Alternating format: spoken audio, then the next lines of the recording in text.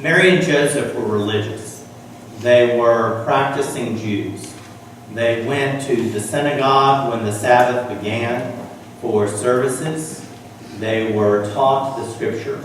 They followed something that was a precursor of what you and I would think of as kosher food laws. Just prior to the passage that we read from the Gospel today, we find that when Jesus was 8 days old, according to the custom of their religion, they brought Jesus to the temple for a circumcision. There the priest performs the official rites, and there are two prophetic voices, one male and one female, who both make proclamations about the nature of who the Christ child is. In our passage we read today, we find that they are going to Jerusalem to celebrate the Passover, the festival that remembers the exodus from slavery in Egypt and the time when the wilderness period begins. It was one of 3 high holy days that were observed by Jews in that time and in our own. They've made their way there. They've gone to the temple. They've sung psalms. They've seen the priest officiate at sacrifices. And now they're making their way home. They are religious people. They see themselves and their identity is deeply tied in their religious faith. I'm making a great deal of this because in the 20th century, religion got a bad name. Religion began to be thought of negatively as opposed to spirituality. That World War II generation that reared me and many of you is a generation that respected traditions and institutions that upheld them. But following that, we started to see a breaking down of that. One thing had to do with how we began talking about religion in the church, as if somehow, as if it was separate from spirituality. Talking about our faith in Jesus Christ as something that was very personal, that each of us had to understand and profess for ourselves. Something that other people could not do for us. And something that going to church didn't necessarily help us with. Preachers had the verses from the Bible where the prophets railed against the institutionalized religion of their day. How people went about the worship and the sacrifices, but their heart wasn't in it. But what the prophets are addressing isn't a critique of the religious institutions themselves, but the attitude that people brought towards it. But as a result of that, Christianity began to be thought of as more and more personalized. When I was in high school and even before that, at church camp, it was trendy to talk about being Christian instead of being religious. Some of my Christian classmates in college, when asked, well, what are you? What is your denomination or tradition? They would proudly say, I'm not. The other thing relating to this has to do with a renewed sense of individualism within the 60s. Something that's always been a part of our culture, but something that those who came of age there thought of as institutions sort of impede their creativity and their originality. They began to reject the institutions that were passed on to them, the religion of their upbringing, and tried to go it their own way. In the late 20th century, it became trendy to talk about being spiritual but not religious, as if spirituality is something that is somehow impeded by man-made religious institutions that are potentially corruptible. I find it's ironic, though, that when people try to be spiritual on their own, they either get discouraged with it or they wind up going through certain things that make them religious after all. One of my friends who decided that she would turn her back on the Christianity of her upbringing thought that she would try finding spirituality by practicing Wicca.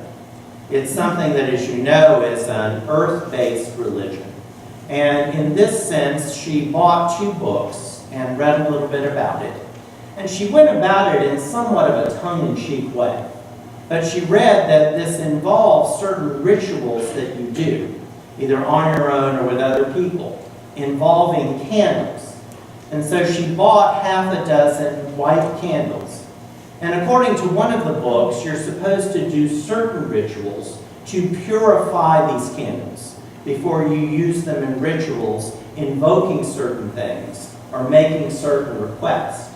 And so again, remembering she wasn't wholehearted about it, she went out into her backyard because it's important to be connected with nature.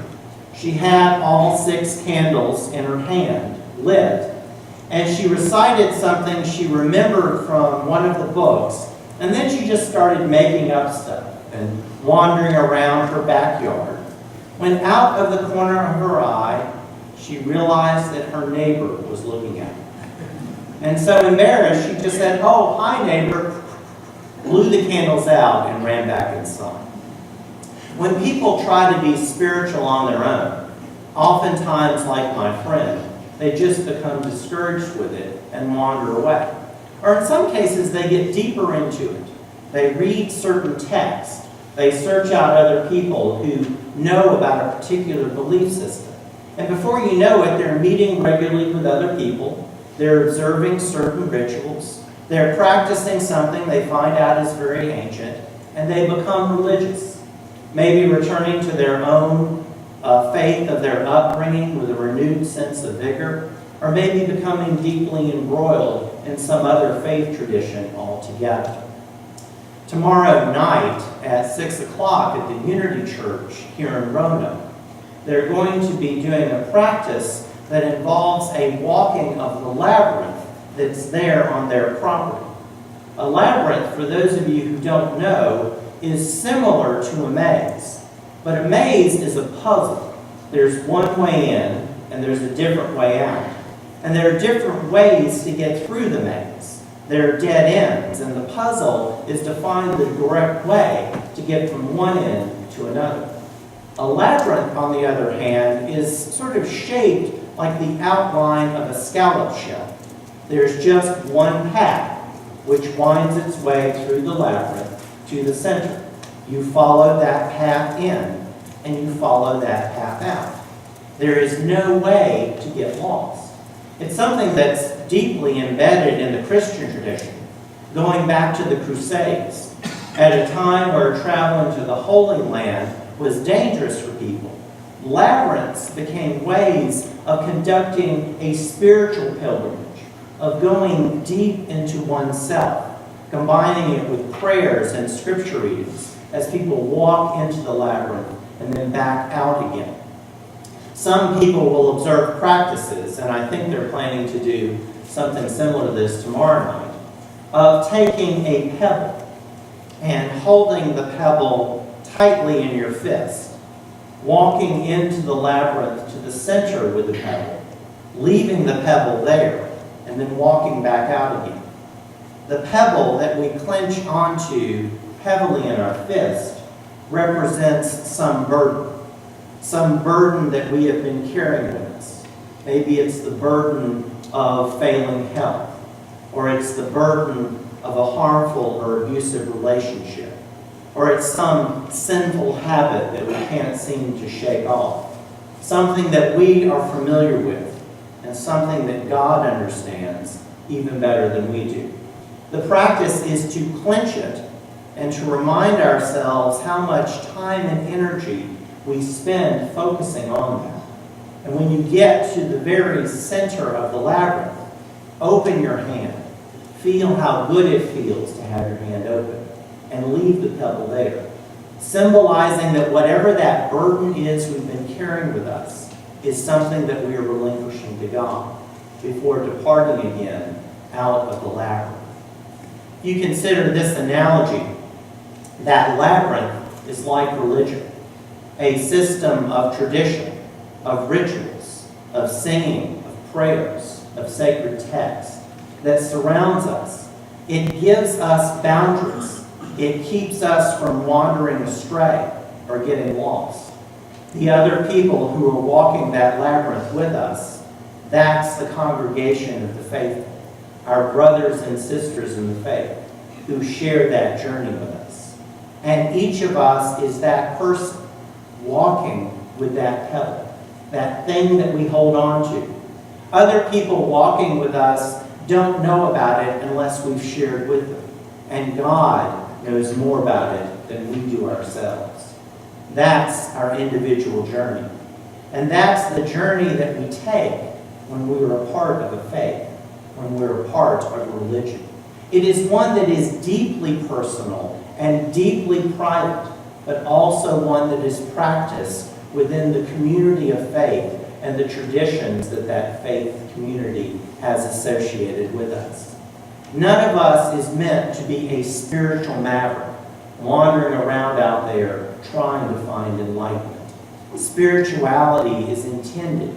It grew up and it continues to thrive within a faith community. As we look to beginning our new year, we will worship every morning. Next Sunday, we will gather around the table of fellowship to worship anew.